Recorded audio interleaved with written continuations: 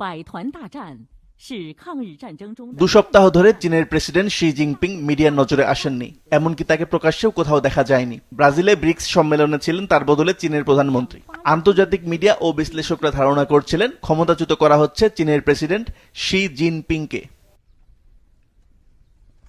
তবে সকল জল্পনা কল্পনা অবসান ঘটিয়ে চীনের প্রেসিডেন্ট শি জিনপিং অবশেষে জনসম্মুখে উপস্থিত হয়েছেন। সম্প্রতি প্রকাশিত এক ভিডিওতে দেখা গেছে তিনি জাপানের আগ্রাসনের বিরুদ্ধে প্রতিরোধ যুদ্ধে নিহত শহীদদের প্রতি শ্রদ্ধা জানাচ্ছেন।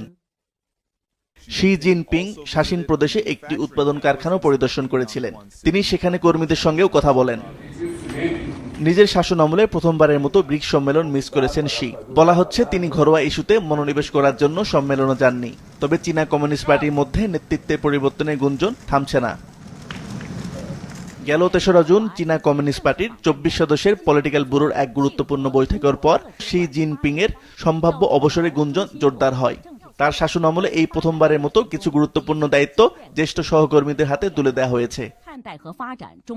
সম্প্রতি চীনা সামরিক বাহিনীর রাজনৈতিক শিক্ষা কার্যক্রম আরো জোরদার করা হয়েছে। বলা হচ্ছে পিপলস লিবারেশন আর্মি একটি ব্যাপক সংশোধন কার্যক্রম শুরু করেছে, যার উদ্দেশ্য হচ্ছে লড়াইয়ের দক্ষতা বজায় রাখা। শি জিনপিং এর এই 2 সপ্তাহের অনুপস্থিতি নতুন কিছু নয়।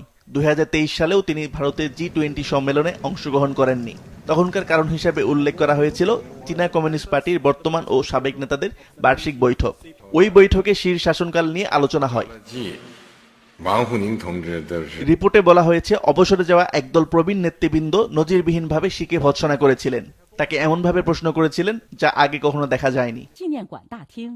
তবে 2 বছর পর আবারও নেতৃত্ব পরিবর্তনের গুজব ও শির জনসম্মুখে অনুপস্থিতি একসঙ্গে দেখা যাচ্ছে। এই প্রেক্ষাপটে শি জিনপিং এর সর্বশেষ উপস্থিতি অত্যন্ত গুরুত্বপূর্ণ।